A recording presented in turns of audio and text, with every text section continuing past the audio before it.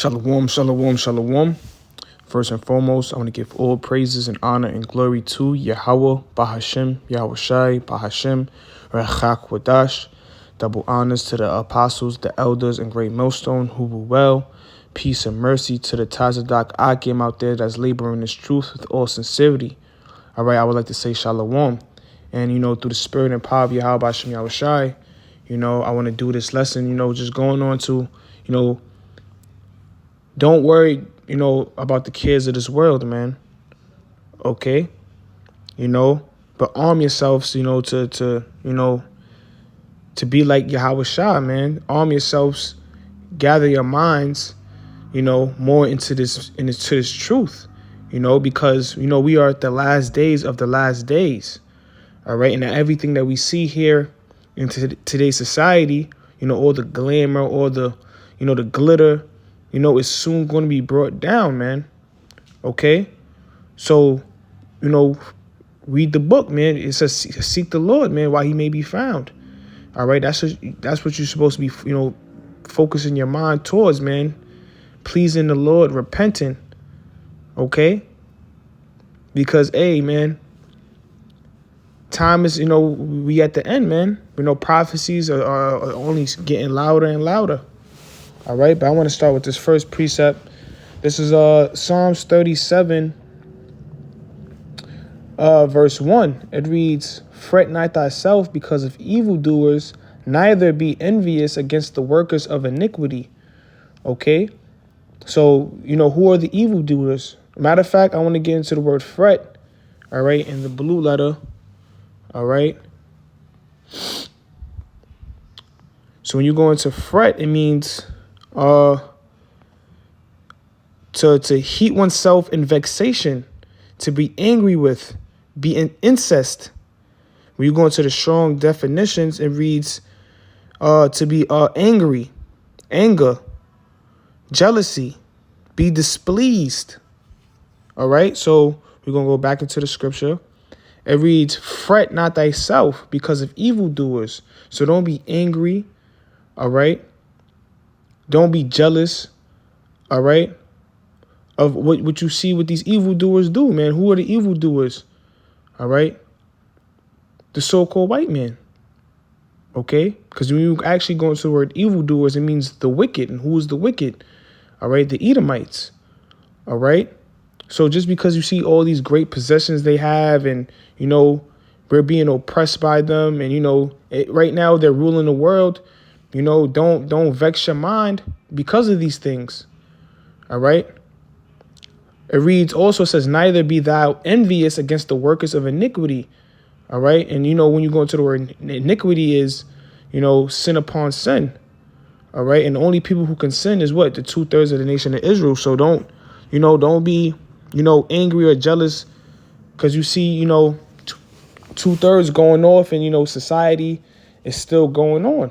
And in fact, since I said that, I want to get Ecclesiastes, the first chapter, when it talks about, no matter of fact, the 8th chapter, because it goes into that. This is Ecclesiastes chapter 8, verse 11, "Because sentence against an evil work is not executed speedily, therefore the heart of the sons of men is fully set in them to do evil. Though a sinner do evil 100 times and his days be prolonged, yet surely I know that it shall be well with them that fear the Most High, which fear before him." It reads, "But it shall not be well with the wicked, neither shall he prolong his days, which are as a shadow, because he feareth not because he feareth not before the Most High." Okay, so just because you see, just because an evil work is not executed speedily, it doesn't mean that, the Most High is not going to, judge them, man.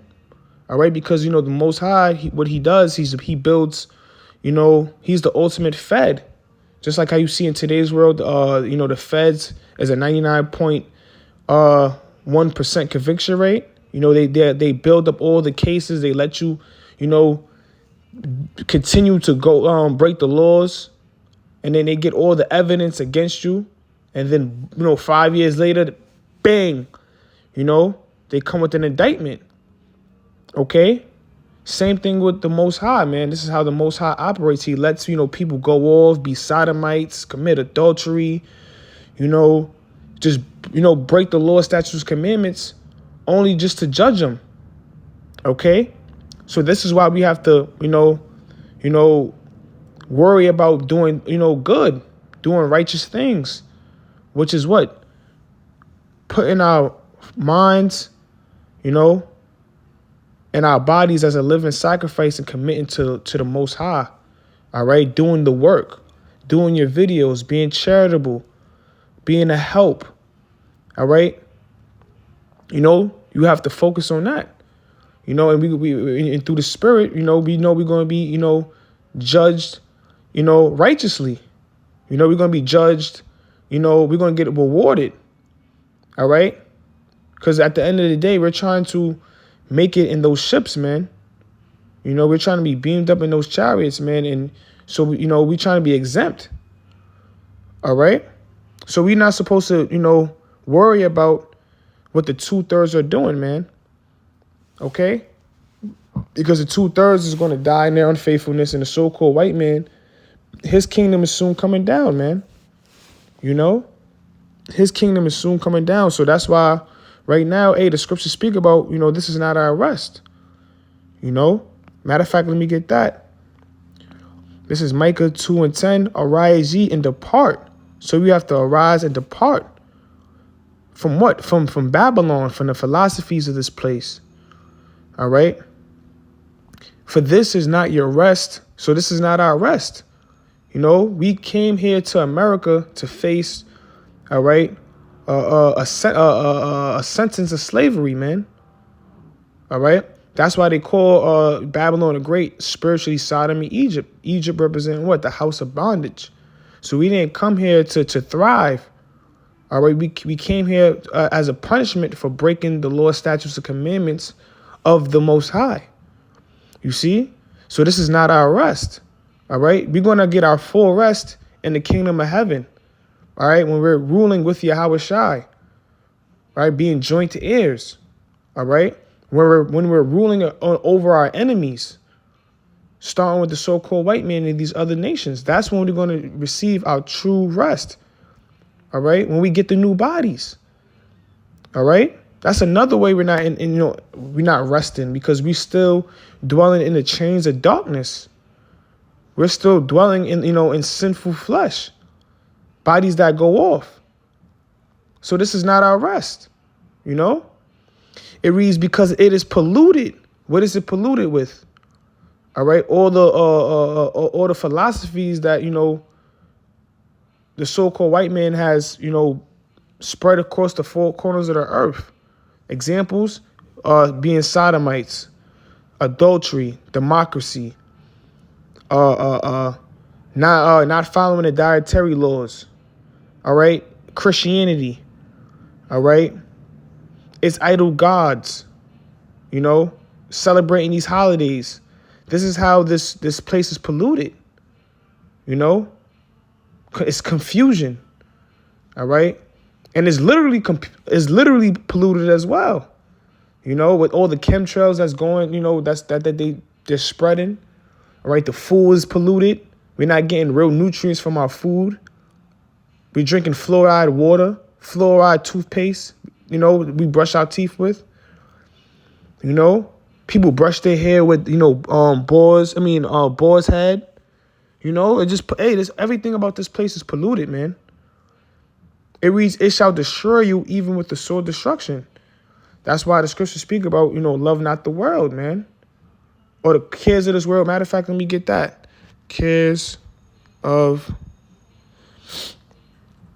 This is Mark chapter 4, verse 19. It says, in the cares of this world and the deceitfulness of riches and the lust of other things entering in, choke the word and it becometh unfruitful. That's why when you go back to Psalms 37, you're not, fret not at the evildoers. All right? You're not supposed to care about this world. You're not supposed to care about what the wicked is doing, the 2/3 are doing. All right? Because it's all vain. Just like King Solomon said. All right? Because King Solomon, he had all possessions. You know, he had all the women, all right, land, gold, silver, cattle, everything a man could want, King Solomon had. And he came to a conclusion that it's all vanity, all right? And that's everything about this world. It's all vanity. This world is against the Most High, all right? The deceitfulness of riches, all right? The Rolls Royces, the VVS chains, all right? The private jets you see, you know, these celebrities fly, you know? It's all, you know, it's all vain. The lust of other things entering in, the woman, all right, the materialistic things, you know, whatever a man desires, you know, all these things can make you choke. All these things can make you fall out of the truth, man. And you know, next thing you know, you back in the world. Next thing you know, you taking the RFID chip. The next thing you know, you being destroyed by fire, man. You know, that's why you have to just, you know, be patient in this thing, man. You know, everything is balanced. Of course, you know, we in the world. So, you know, of course, you want to cater to your flesh a little bit. That's the balance of it. But you got to know that everything in this world is temporal, and you got to understand what's more important, you know, because this truth is an investment, is our long-term investment, you know, just like how people invest in real estate because, you know, it's a long-term investments. This is our long-term investment because, you know, we're seeking salvation. We're seeking to be the first fruits of the kingdom of heaven. We're seeking everlasting glory, you know. So we have, you know, but before it says what the scriptures speak about, it says humility comes before honor, man. So we have to be, you know, remain humble, you know, that, you know, have those contrite spirits and keep praying, man. You know, I want to get this precept. This is 1 Peter chapter 4, I'm going to start with verse 12. It says, "Beloved, think it not strange concerning the fiery trial, which is to try you, as though some strange thing happened unto you." Okay? And we're going through that fiery trials. You might lose your job, you might lose your family, you know.